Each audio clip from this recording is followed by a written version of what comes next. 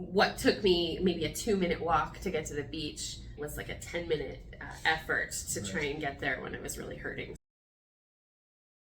So what brought me in originally, as you know, was kind of a couple of things back to back. I decided that I was going to, after 3 years of not doing a hot yoga class, decided that I would dive right back into it without really any preparation at all, and definitely left the class feeling great for about 5-6 hours. Then as the sort of effects of hot yoga wear off, realized I had pretty seriously hurt myself and was struggling for quite some time to just do basic things, up and down off the couch, bending down to pick things up, and I had really hurt my right hip.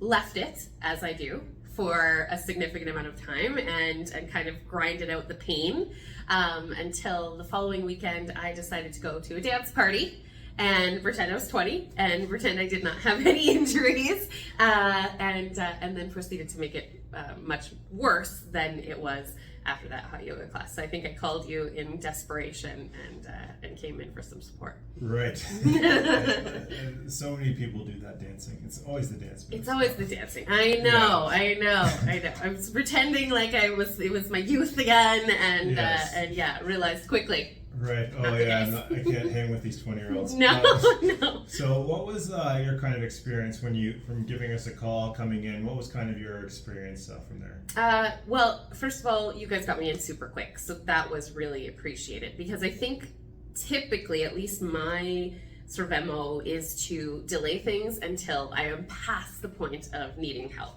And I'm sure you see that. I'm sure you see that a lot. And so I was in a lot of pain, really struggling. I think even when my first assessment, when I came in, I had to like hitch to the side to try and bend over, and it was not a very good scene. So you guys got me in super quickly. Really appreciate that. I think our first assessment, I explained to you what I had done, and you did a really thorough sort of assessment of what could potentially be going on. Explained to me what you likely thought had happened with my spine, and then very kindly said, "Don't do that anymore, Erin, and take a break, please." And then proceeded to give me, I think, I can't remember, 2 or 3 treatments, or maybe a little bit more than that, to help get back on track, and it really made a big difference. Well, that's great. Yeah. And what were your kind of treatments looking like? What was the kind of the process with that? So I think we had seen each other every couple of days since that first appointment, just to keep me on track, and just sort of a regular chiropractic treatment. You were really focusing on my hip, and then gave me some exercises to work on at home. So I had to do sort of regularly throughout the day the Sphinx pose to help with with my hip.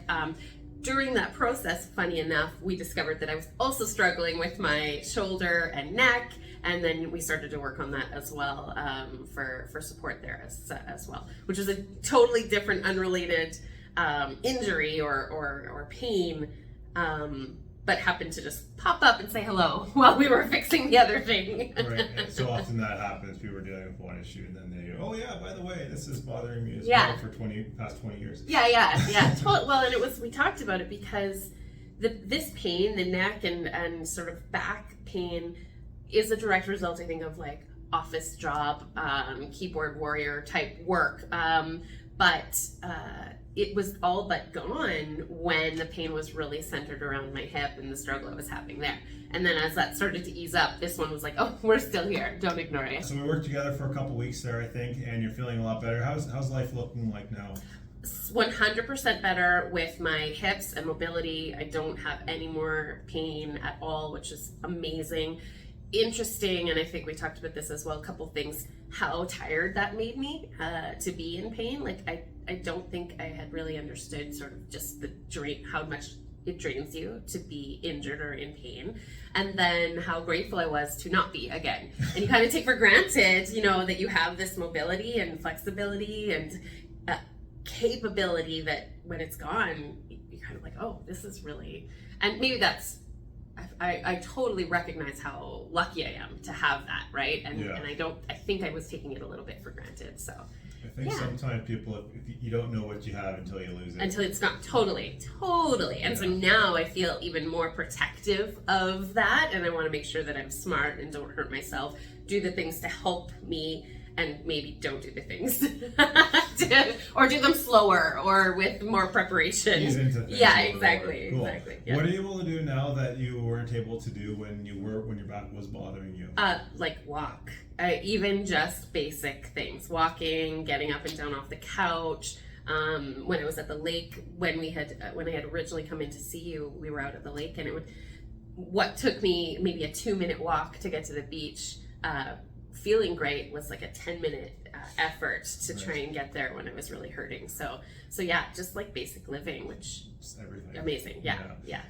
What would you say to someone who's maybe dealing with some type of pain in their back or hip or up here like you were, and they might be a little hesitant to give chiropractic a try because they've heard bad things, heard horror stories, that kind of stuff? What would be your kind of expression? What would you like to say to them? I think that the best thing to do is just come and talk, right? Because I feel like if I had said to you, I'm scared or I'm uncomfortable, there's absolutely no way you would have said, well, we're going to do this anyway. You would have, right? You would have been like, well, let's talk about what, you do feel comfortable with, and we'll ease into this piece slowly. So I don't feel like you can take secondhand experiences without doing the research yourself and coming and actually building a relationship, having your doctor understand what your challenges are physically and maybe like emotionally, or what your fears are. And then I felt like there's no way that you would lead me into a path that was going to make me more scared or more in pain. Right. So that's what I would say. Is just like you can find a confirmation bias to absolutely any opinion you have if you are searching for it online. So if you're searching for negative experiences, you're going to find them, and if you're searching for positive experiences, you'll find them too. At the end of the day, you have to come and do the research and learn. And I feel like for the half an hour, 20 minutes of time invested, it's well worth the time to know if this is going to be what's going to help you. Anything that I'm missing? Anything you'd like to say? I don't think so. I think maybe just I'm a cautionary tale. Don't let yourself get to the point of pain to where it is urgent and you're putting it off, and come in and make your sort of self-care a priority, which I know we all don't do on a regular basis, but it does, especially when you're thinking long term about sort of mobility into as we age and as we get older, that preparation is going to be key. Yeah. Couldn't agree more. Yeah. Awesome. Cool. Great. Thank you so much. No, my pleasure. Thank you.